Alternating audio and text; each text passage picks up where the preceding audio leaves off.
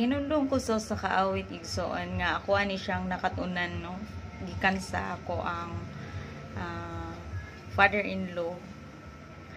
Nindot siya nga awit kung testimonya ni nga awit no nga giawit ni namo ngadto sa saka church unya man ni siya ang gihalad og after ani pag present naman ning kantaha sa paghalad sa Ginoo.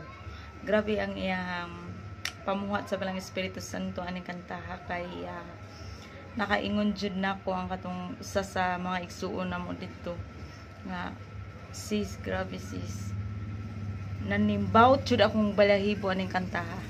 So ato ang paminawon ang lyrics ani mensahe sa maong awit igsuon.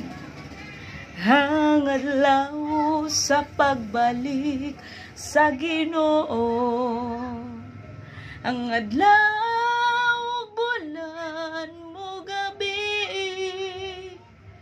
ang adlaw din na mo hayag, ang bituon mga hulog ikan sa langit, nagtimaan ug ilhanan sa ikaduhang pagbalik niya, pangandam mo